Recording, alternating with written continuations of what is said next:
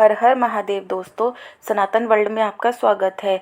आज हम the Naga story की श्रृंखला को आगे बढ़ाते हुए इसके अध्याय 19 का श्रवण करेंगे। अध्याय 19 मोक्ष प्राप्ति लक्ष्य।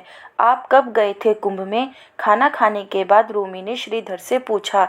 9:30 बज चुके थे। माँ पापा सोने के लिए चले गए थे।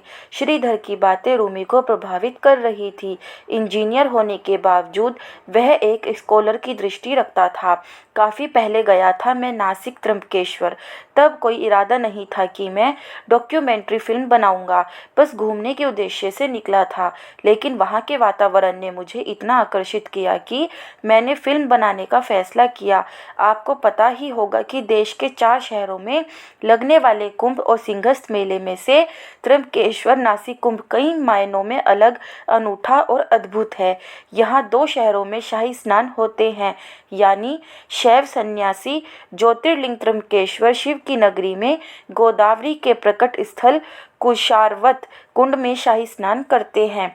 वही वैष्णव वैरागी संत भगवान राम की वनवास स्थली पंचवटी के शहर नासिक के रामघाट पर गोदावरी की पवित्र धारा में शाही स्नान की डुबकी लगाते हैं।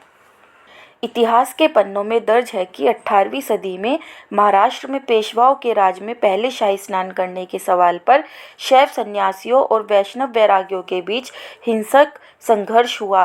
पेशवाओं ने दशकों तक सिंहस्थ का शाही आयोजन ही बंद कर दिया था। फिर पेशवा शासकों ने साधु संतों के समझौते के बाद शिव की नगरी त्र्यंबकेश्वर में शैव सन्यासियों के और भगवान राम की वनवास स्थली पंचवटी में वैष्णव वैरागियों के शाही स्नान का इंतजाम तय किया और सिंहस्थ फिर से अपनी गरिमा और महिमा के साथ शुरू हुआ। मुझे वहीं जाकर पता चला कि भारतीय ज्योतिष के अनुसार नासिक कुंभ तब आयोजित होता है जब बृहस्पति और सूर्य दोनों सिंह राशि में स्थित होते हैं, इसलिए इसे सिंहस्थ कुंभ भी कहा जाता है। वहाँ रोशनी और वातावरण विचित्र ध्वनियों वाला था। पल भर को लगा जैसे मैं हिप्पियों की नगरी में पहुँच गया हूँ। मोहन बाबा से मेरी मुलाकात हुई। मैंने उन्हें भस्म लगाते देखा। उन्होंने बताया, 5 वर्ष से ही मैं भगवान भोलेनाथ की भक्ति कर रहा हूँ। मेरा ऐसा कोई लक्ष्य नहीं था कि मैं साधु या नागा साधु बनूंगा। मेरा लक्ष्य था केवल भोले बाबा को प्राप्त करना। मैं जाप और भक्ति में लीन रहने लगा। अलग अलग जगह तपस्या की और स्वयं को पूरी तरह से भगवान भोलेनाथ में लीन कर दिया। 12 साल मौन व्रत रखा। वह मेरा साधना काल था। मेरा उद्देश्य था कि किसी से ना अच्छा बोलूं न बुरा, केवल साधना करूं। मौन में ही इस कलयुग में हर बात को कहने की ताकत होती है। मौनम स्वार्थ साधनम। बस अपने धर्म को समझो, माता पिता की सेवा करो और जन कल्याण में जीवन बिताओ। जब मैंने उनसे पूछा कि इतनी कड़ी तपस्या क्यों करते हैं, स्वयं को इतना कष्ट देने का औचित्य क्या है, तो वह बोले, इसका एकमात्र कारण है मोक्ष की प्राप्ति। इंसान संसार के मोह में पड़कर कर्म करता है तो जला डालो सारे कर्मों को। जो कुछ भी शरीर को सुख दे उसे त्याग दो। कुछ ऐसा मत करो जिससे शरीर के लिए या किसी भी चीज के लिए मोह जन्मे। सच कहूँ तो सिंहस्थ कुंभ मेले में पहुँचने और फिल्म बनाने का विचार आ जाने के बावजूद मैं नहीं जानता था कि यह फिल्म मैं किस बारे में बनाऊंगा। उस दौरान मुझे तरह तरह के नागा साधुओं के अनोखे गुण और विशेषताएं देखने को मिली। कुछ के बाल लंबे थे, दूसरों के नाखून। मैंने देखा कि वे बहुत अलग तरह के करतब दिखा रहे हैं। शाही स्नान के लिए जाने से पहले वे ऐसा करते हैं। कुछ मौत को मात देने वाले कृत्य और करतब भी दिखा रहे थे। नागा साधुओं का मानना है कि ये कृत्य साबित करेंगे कि वे भगवान शिव के प्रति समर्पित हैं। वे मानते हैं कि ऐसे कार्यों से उनकी आत्मा और मन मजबूत होंगे। कुछ क्रियाओं में उनके संवेदनशील हिस्सों में नुकीली वस्तुएं डालना और घंटों तक सीधे खड़े रहना भी शामिल था। कुछ साधु खुद को कई दिनों तक जमीन के नीचे दफन कर देते हैं। बड़ी विलक्षण है इनकी दुनिया। अपने करतब दिखाकर उन्होंने सांसारिक लोगों को भौचक कर दिया था। रूमी और शेखर बहुत ध्यान से श्रीधर की बातें सुन रहे थे। वे मानो किसी और दुनिया में पहुंच गए थे। शेखर बोला, कुंभ की कल्पना करना तब तक असंभव है जब तक इसे स्वयं आंखों से ना देखा जाए। सही कह रहे हो शेखर, श्रीधर बोला। वहां ऐसे दृश्य देखने को मिले जो पहले कभी नहीं देखे थे। ऐसी दिव्य आत्माओं का दर्शन करने का अवसर मिला हो जिनके बारे में मैंने कभी सोचा तक नहीं था। भावनाओं के सागर का जैसे मैं साक्षी बना। यह पृथ्वी पर होने वाला सबसे बड़ा आयोजन है। यह भारत के हृदय में झांकने का झरोखा है। कुंभ मेला आनंद उत्सव है। विभिन्न संप्रदायों की वेशभूषा, भाषा, संस्कृति और असंख्य विभिन्नताओं के बीच भी एक आधारभूत सत्य की खोज है। यह मुझे लगा कि मैं किसी आध्यात्मिक जगत में पहुंच गया हूँ। ऐसे पल जिनकी कभी अनुभूति नहीं हुई थी, वे मैंने महसूस किए। बहुत मुश्किल है उस अनुभूति का वर्णन करना, पर मेरी फिल्म देखकर शायद आप लोग उन्हें जी पाएं। कुंभ मेले में जाना चाहिए शेखर, हमें भी, रूमी अचानक बोली। सब जानते हैं कि भारत के कोने से यहाँ 5 करोड़ से भी ज़्यादा लोग पहुँचते हैं। वहाँ पहुँचकर हर तरह का भेदभाव खत्म हो जाता है। समस्त चिंताओं से मुक्त होकर जीवन की मधुरता को पाने का एक अवसर है कुंभ। दिव्यता का अनुभव करवाने वाला यह मेला मानव जीवन का बहु उत्सव है। कितनी दिलचस्प बात है ना कि संतों, सन्यासियों और साधुओं की टोलियाँ यहाँ पहुँचती हैं और अपने अपने संप्रदायों के ध्वजों के नीचे अपना अपना डेरा जमाती हैं। यह सुन श्रीधर बोला, मैंने अपनी फिल्म में भी कुछ ऐसा ही दिखाने की कोशिश की है। जंगलों, गुफाओं, कंदराओं और पर्वतों में रहने वाले या चरेवेती का संकल्प लिए भ्रमण करने वाले आश्रम, अखाड़ों को संभालने वाले सभी प्रकार के साधु संत बिना किसी आमंत्रण के कुंभ पर्व का उत्सव मनाने एकत्र होते हैं। यहाँ आए गृहस्थों के बीच एकत्रित होते हैं, डेरा जमाते हैं। मैंने अनुभव किया कि इन संत महात्माओं की साधना, ज्ञान, चर्चा व सत्संग से अमृत बरसता है। परंपरागत रूप से देखा जाए तो मेले का उद्देश्य साधुओं का समागम है। एक जमाने में जब सेलफोन नहीं होते थे तो ये आपस में संपर्क नहीं कर पाते थे, तब वे मेले में ही मिलते थे। कुंभ अपनी विविधता की वजह से भी आश्चर्यचकित करता है। उत्तर से लेकर पूर्व तक, पश्चिम से लेकर दक्षिण तक, गंगा से लेकर कावेरी तक, हिमालय से लेकर सह्याद्री तक ज्ञान की धाराएं, चेतना की धाराएं कुंभ में समा जाती हैं। इस अमृत महाकुंभ में सनातन परंपरा के प्राण हैं। कुंभ एक राष्ट्रीय भावना है। मैं अक्सर कहता हूँ कि जिन्हें भारत को जानना है, कुंभ के माध्यम से समझा जा सकता है। भारत को समझने के लिए सनातन धर्म को समझना आवश्यक है और सनातन धर्म को समझने के लिए कुंभ मेले से श्रेष्ठ कोई अवसर नहीं। आम धारणा है कि कुंभ का अर्थ केवल नदी में स्नान करना है, लेकिन ऐसा नहीं है। वहाँ तो एक जीवंत माहौल देखने को मिला। एक हलचल सी थी हर तरफ। सारे दिन कोई ना कोई गतिविधि चलती। किसी पंडाल में हजारों लोग भोजन कर रहे होते तो किसी पंडाल में 2000 लोगों का भोजन खिलाया जा रहा होता। पंडाल भी अत्यंत भव्य थे, कोई पंडाल एकदम सादा भी था। इतनी विविधता और गहन ऊर्जा का समावेश मुझे लगता है कहीं नहीं देखने को मिल सकता। मेरी दृष्टि में कुंभ मेला पृथ्वी का सबसे ज़्यादा गहराई तक छू लेने वाला अनुभव है। यह एक आध्यात्मिक वातावरण का निर्माण करता है जो असंख्य संतों के पवित्र संपदन से सतत पवित्र होता रहता है। कुंभ सामूहिक चेतना की जागरण का प्रतीक है। कुंभ एक महायज्ञ है, जीव और जगत के कल्याण का। कहते कहते श्रीधर भावुक हो गया था। रूमी और शेखर सुनते हुए जैसे किसी आध्यात्मिक दुनिया में प्रवेश करता महसूस कर रहे थे। श्रीधर, तुम्हें लेट हो रहा हो तो तुम चले जाओ, शेखर ने कहा। कुछ देर और बैठता हूँ। रूमी ने खाना खाते हुए कहा था कि वह कुंभ मेले के बारे में काफ़ी कुछ जानती है, जिसे उसने एक पूरे अध्याय के रूप में अपने रिसर्च पेपर में लिखा है। मैं वह सुनना चाहूँगा। श्रीधर, जो आपने अभी बताया उसे भी मैं उस अध्याय में शामिल कर लूँगी, अगर आपको कोई आपत्ति ना हो तो। बिल्कुल, श्रीधर उत्साहित हो बोला। रूमी ने लैपटॉप खोला और कुंभ मेले वाला अध्याय पढ़ने लगी। कुंभ मेला 4 पवित्र नदियों के तट पर होता है। पूर्व दिशा में गंगा नदी के तट पर प्रयाग में, पश्चिम में शिप्रा नदी के तट पर उज्जैन में, उत्तर में गंगा नदी के तट पर हरिद्वार में और दक्षिण में गोदावरी नदी के तट पर नासिक में।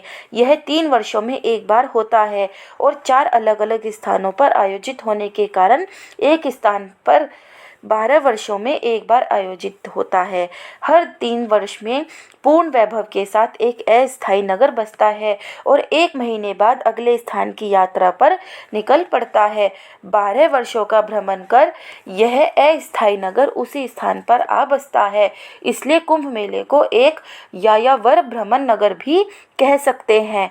परंपरा से इस कुंभ का आयोजन अखाड़ों द्वारा होता रहा है। कुंभ मेला अनादि है। इतिहास में कोई एक घटना नहीं है जहाँ से कुंभ मेला आरंभ हुआ हो।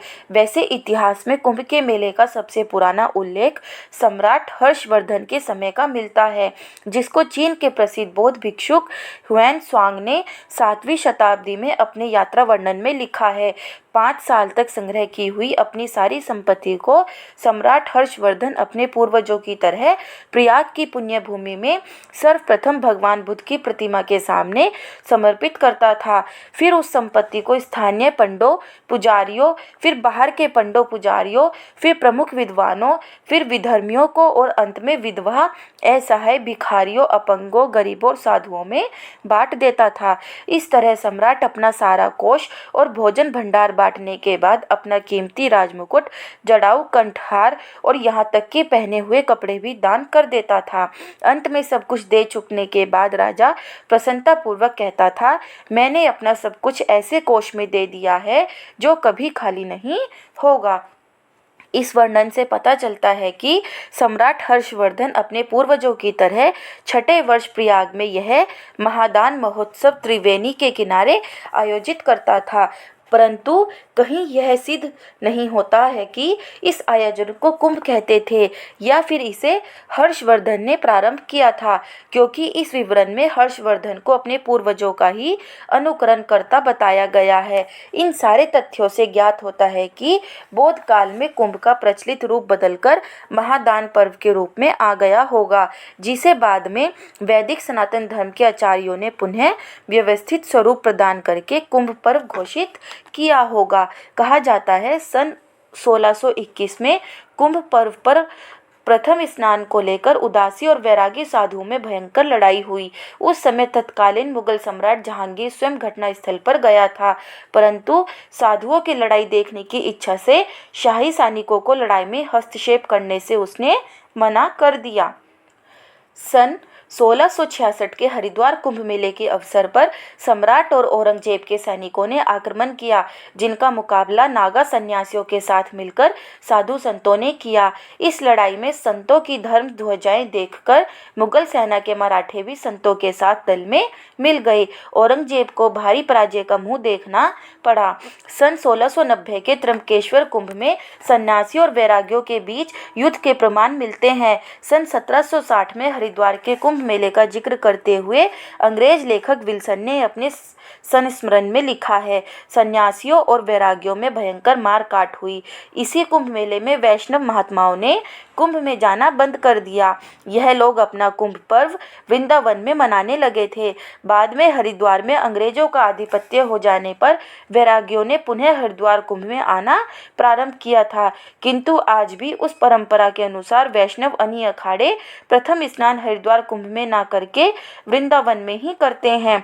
दूसरे तथा तीसरे स्नान के समय अन्य अखाड़ों के साथ अन्य अखाड़ों के लोग साथ शाही स्नान करते हैं। वैष्णव संत शिवरात्रि के स्नान के बजाय तीसरा स्नान अकेले ही करते हैं। सन 1796 के हरिद्वार कुंभ के अवसर पर वैष्णव और सिख साधुओं के बीच लड़ाई का मुख्य कारण यह था कि पटियाला के राजा के संरक्षण में निर्मल संप्रदाय के साधु भी कुंभ में शाही स्नान करना चाहते थे, किंतु अन्य संप्रदायों ने इन्हें अखाड़े के साथ शाही स्नान करने की अनुमति नहीं दी। नतीजतन शुद्ध निर्मल संप्रदाय के संतों ने अन्य संतों से समझौतों के तहत निर्मल अखाड़ा स्थापित किया, उसे मान्यता देते हुए अपने साथ शाही स्नान में शामिल होने की अनुमति प्रदान की। इतिहासकार यदुनाथ सरकार ने 13वीं शताब्दी के आसपास कुंभ पर्वों का आरंभ माना है। उन्होंने 1253 के नागा सन्यासियों द्वारा वैष्णव और वैरागियों पर विजय प्राप्त करने की घटना उल्लेख करते हुए कुंभ की बात कही है। इतिहासकारों ने 1514 ईस्वी में प्रयाग के कुंभ में चैतन्य महाप्रभु के उपस्थित होने का भी जिक्र किया है। कुंभ पर्व शताब्दियों से भारत के 4 नगरों, जो कि 4 दिशाओं में विभिन्न नदियों के किनारे बसे हैं, में मनाया जाता है। किंतु लिखित रूप में वेद, पुराण आदि धार्मिक ग्रंथों को छोड़कर ऐतिहासिक और प्रमाणिक दस्तावेज उपलब्ध नहीं है। महंत लालपुरी जी ने अपनी पुस्तक 10 नाम नागा सन्यासी और श्री पंचायत अखाड़ा महानिर्वाणी में कुंभ पर्व का विकास नामक अध्याय में लिखा है। कुंभ मेले के वर्तमान रूप में विकास के विषय में एक मत यह भी है कि भारतीय इतिहास के स्वर्णिम युग प्राप्त साम्राज्य के समय जैसे पौराणिक साहित्य पुनः संपादित वर्तमान रूप में आए, उसी प्रकार पुराण एवं ज्योतिष साहित्य के आधार पर कुंभ पर्वों के स्थान तथा काल स्थायी रूप से निर्णीत होकर वर्तमान रूप में विकसित हुए। किंतु इसे केवल एक विचार ही माना जाएगा, कोई तथ्यपूर्ण या प्रमाणिक इतिहास वचन नहीं, कारण कि स्थान एवं काल का निर्णय गुप्त साम्राज्य के बहुत पहले से ही इसी रूप में चला आ रहा है। अतः इस संबंध में कुछ कहना व्यर्थ है, बल्कि इस विषय में गहन ऐतिहासिक खोज की आवश्यकता है।